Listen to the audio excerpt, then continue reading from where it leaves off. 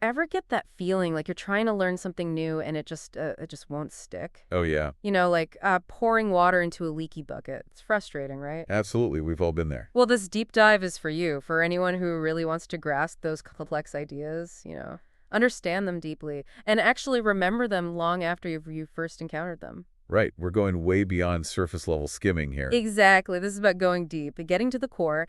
And today we're focusing on a particularly fascinating way to make that learning stick. We're diving into instance-guided object learning. IGOL. That's it. So it sounds like a method or a strategy. In a nutshell, what's instance-guided object learning all about? What's in it for our listeners? Simply put, it's about taking new information, which can sometimes be abstract, and making it concrete.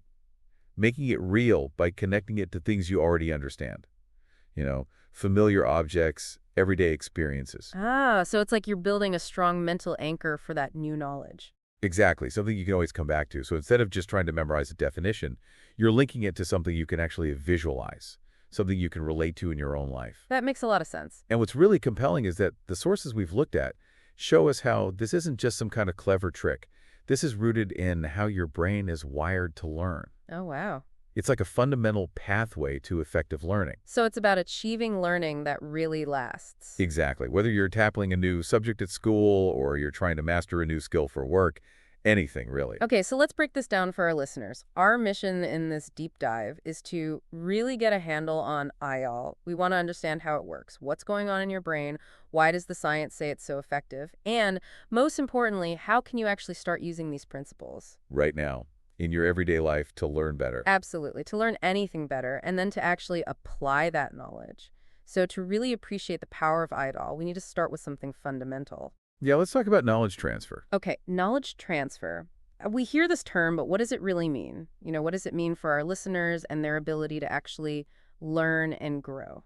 So at its heart, knowledge transfer is your ability to take what you've learned in one situation and apply it to a different one. Okay. Successfully apply it. It's what allows you to use, let's say, problem-solving skills you learned at work to then tackle a personal project, or to apply a principle of physics you learned years ago to understand a new piece of technology. So it's about making your learning actually useful. Exactly. It's crucial for critical thinking, for adapting to new challenges, and ultimately making your learning valuable to you. It's not just having information stored away. It's about being able to actually use it. That's the key. When you need it, whatever situation you're in. Right. And there are a couple of main ways this transfer tends to happen. So there's what we call near transfer, and that's when you apply knowledge in situations that are pretty similar to where you first learned it. Like imagine using budgeting skills you learned managing your own finances to then manage a team budget at work. Right. There's a pretty direct overlap there. Yeah, that's a familiar skill applied in a related area. But what about when the situations are less similar? That's where far transfer comes in. This is about taking knowledge and applying it in contexts that are very different. For example, the sources we've looked at talk about using the kind of rigorous evidence-based reasoning you might learn in science to then analyze a social issue or even a political debate. Okay. That's a bigger jump. Requires you to see the underlying principles, even when the surface details are very different. I see. So near transfer is like using a tool, for a similar task, and far transfer is more like taking a fundamental principle and then figuring out how it applies in a completely new area. Yeah, exactly. And what our sources really emphasize is that this successful knowledge transfer, whether it's near or far, really depends on your ability to make connections Connection. between the concepts you've learned and the new situations you encounter. If you can't see the link, that knowledge is likely to stay isolated. Ah, I see. And that's where IGOL comes in. It helps us build those connections. So tell me more about instance-guided object learning. How does it actually work? So IGOL, as we mentioned, puts real-world examples and familiar objects front and center. It's about grounding those abstract concepts, the ones that you feel so slippery in concrete experiences. Right. Things that you already know, things you're already familiar with. So you're making it tangible. You're making it relatable. Exactly. It's mirroring how your brain seems to naturally learn best. By relating new information to your existing knowledge, your mental models, your past experiences. IGOL taps into that. That's fascinating. One of our sources mentioned this interesting example using the motion of a bicycle Yes. to understand the laws of force and inertia. It creates such a vivid image, right? It does. And that example comes from what the source calls the brain page theory of learnography and knowledge transfer. Okay. Now, what's interesting about this theory is that it suggests your brain organizes knowledge kind of like pages in a book, Oh, wow. with related ideas clustered together. And IGOL takes advantage of this by creating these strong visual pages anchored to those familiar objects. I see. So it's like making the information easier to find and retrieve later. Exactly. Using the bicycle, you're not just learning a definition of inertia, you're creating a whole multisensory page in your mind connected to that experience. So it's about building these well-indexed and accessible pages of knowledge in your mind.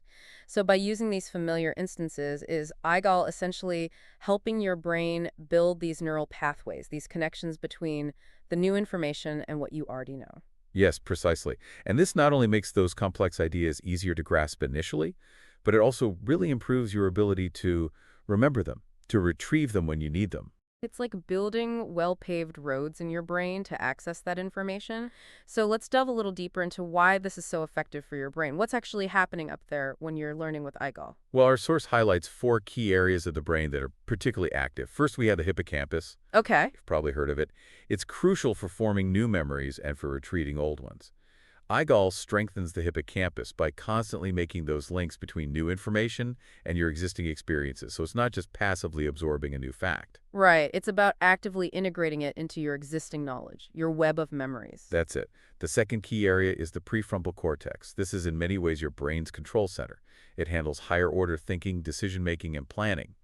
And IGOL encourages active engagement with the material, which strengthens the prefrontal cortex's ability to apply that knowledge in new situations. I see. So when you're actively thinking about how that bicycle's motion relates to the concept of force, you're engaging this region much more than if you were just passively reading a definition. Exactly. And then we have the association cortex. This region is vital for integrating all the different sensory information you take in, sight, sounds, feelings, and connecting that to your abstract thoughts. When IGOL uses object-based examples like our bicycle, it really activates the association cortex. It helps your brain build that bridge between a theoretical concept and a tangible experience. So it's becoming a much more holistic learning experience, engaging more of your senses and your cognitive processing to create a richer understanding. What's the final key area? The basal ganglia. Now, while often associated with motor learning and habit formation, the basal ganglia also play a big role in reinforcing learned patterns. Okay. So by repeatedly engaging with practical example through IGOL, you're essentially reinforcing that knowledge, making the transfer process more automatic, more intuitive over time. It goes from conscious effort to more of an ingrained understanding. So all these different parts of your brain are working together in concert to help you learn and retain information more effectively through these real-world connections. That's the beauty of it. And this brings us to the actual process of knowledge transfer within the IGOL framework. It's not just about randomly picking examples. Right. There's a structure to it. Okay, so walk us through the steps. How does IGOL work in practice? All right, so the first crucial step is the identification of relevant instances. This is where educators, or even you as a learner, select familiar objects or real-life situations that can illustrate the abstract concepts you're trying to understand. So you're choosing those things you already know really well that the new knowledge can latch onto. Right. Once you have that instance, the next step is association and encoding. This is where you actively form those connections between the new knowledge and that familiar instance. When your brain makes that link, it strengthens the memory trace, making the new information much easier for you to remember. Okay, so you're creating a mental tag that connects the new information to something already in your long-term memory. Exactly. Then it comes active rehearsal, and our source talks about something called thalamic cyclizide rehearsal, TCR. TCR. It might sound a bit complex, but what it means is actively engaging with the material through hands-on activities or by repeatedly revisiting those contextual examples. This deepens memory formation and promotes long-term recall. It's not just passively reading notes. It's using the knowledge in a concrete way. And the cyclizide aspect refers to this cyclical revisiting of the material in different contexts. So you're actually doing something with the information. You're manipulating that bicycle or visualizing it in different scenarios to really understand those forces. Exactly. And the final step is application in new contexts. IGOL emphasizes the importance of taking that understanding and applying it across different situations. This enhances your cognitive flexibility, your ability to adapt your knowledge to new problems, new environments. So it's not enough to just understand the bicycle example. You need to think about how those same principles might apply to other objects, other systems, even completely different things. Precisely. So now that we understand the process, let's talk about the benefits. Why should learners and educators embrace IGOL? What's the payoff? Well, I imagine enhanced memory retention is a big one. It absolutely is, because those concrete examples act as anchors in your memory, abstract knowledge becomes so much easier to recall, both in the short term and long term. You've got that vivid mental bookmark you can always go back to. And our sources suggest that this grounding in concrete examples can lead to a really significant increase in long-term recall compared to just memorizing facts. That's amazing. So instead of just trying to remember a definition, you're remembering the bicycle and how it illustrates that definition. Exactly. And another key benefit is faster problem solving. When your brain has those strong associations linked to familiar objects, you can retrieve that information much more quickly. You're creating mental shortcuts that allow for faster decision-making when you're faced with a challenge. Interesting. So when you encounter a new problem, your brain can quickly scan its library of examples and find a relevant connection. Right. It can lead to a quicker solution. IGOL also leads to a much stronger conceptual understanding.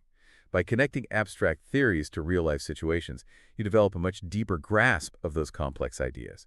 You go beyond rote memorization to true comprehension. It's like you're not just memorizing a formula, but you actually understand the why behind it because you've seen it in action. Exactly. And finally, IGOL increases what we call cognitive flexibility. By exposing you to multiple instances and encouraging you to apply your understanding in different contexts, it enhances your brain's ability to adapt knowledge to new situations. And this adaptability is essential in a world that's constantly changing. It's about training your brain to be more resourceful in how you use what you learn, no matter the situation. Absolutely. So how can we actually apply these IGOL principles, especially for those in academic settings, but really for anyone who wants to learn more effectively? Right. What are some actionable strategies that our listeners can start using today? The first strategy is to actively seek out and use concrete examples. Whether you're studying a textbook or trying to understand a new concept at work, try to connect it to real-life objects, case studies, hands-on experiences that you're already familiar with. Make the abstract tangible. So if you're trying to understand a new economic principle, don't just read the definition. Try to find a real-world example in the news or in your own spending habits that illustrates that principle. Exactly. Second, actively engage with the material. Participate in discussions, work through problems, and if possible, do hands-on experiments or simulations. This active engagement strengthens those mental connections. Make it an active process, not just passive. Right. Third, reinforce your learning through repetition, but with a focus on those concrete connections. Revisit the examples you've used and actively try to remember how they relate to the core concept. Even try to explain the concept to someone else using your examples. So it's not just mindless repetition, it's about actively recalling the information and the connections you've made. Exactly. And finally, actively look for opportunities to apply your knowledge across different subjects and in real-world scenarios. This helps you see the interconnectedness of knowledge and strengthens your ability for that far transfer. Okay, so if you learn about fractions in math class, look for how fractions are used in cooking or measuring for a home improvement project or even understanding statistics in a news article. Precisely. And one of our sources gives a classic example of IGOL in action, teaching fractions using a pizza. Ah, the pizza fraction example, a classic. It's a classic for a reason. It's so effective. Each slice, visually and physical, represents a fraction of the whole. You can see it, touch it. Imagine dividing it up and sharing it. This concrete multisensory experience helps you understand the concept of fractions in a way that just numbers on a page often can't. It's much more engaging and memorable. Absolutely. And once you grasp that core concept through this example, you can then apply it to more complex areas like ratios, proportions, even financial concepts or statistics. The pizza slice becomes this foundational instance for you, a whole range of related ideas. It's a permanent mental reference point. Right. So to summarize, IGOL is a powerful approach to learning. It's more than just a teaching technique. It's a fundamental way of engaging with information that aligns with how your brain naturally learns. It's about that connection between the abstract and the concrete, the familiar. Exactly. By using these tangible examples and real-world applications, you unlock these benefits. Your memory improves, you become a faster problem solver, you develop a deeper understanding, and you become more adaptable in how you apply your knowledge. And it's something anyone can start using right away. Absolutely. So as you go about your day, think about your own learning. How can you apply these principles? What abstract concept are you struggling with that you could ground in a familiar example? It really highlights the power of understanding these brain-based learning strategies to unlock deeper, more lasting understanding in anything you're interested in. It's about empowering yourself for lifelong learning, developing skills that truly stick with you. That's powerful. What abstract idea will you try to make concrete for yourself next? That's the power of thinking in instances. That's IGL in a nutshell. Thanks for listening.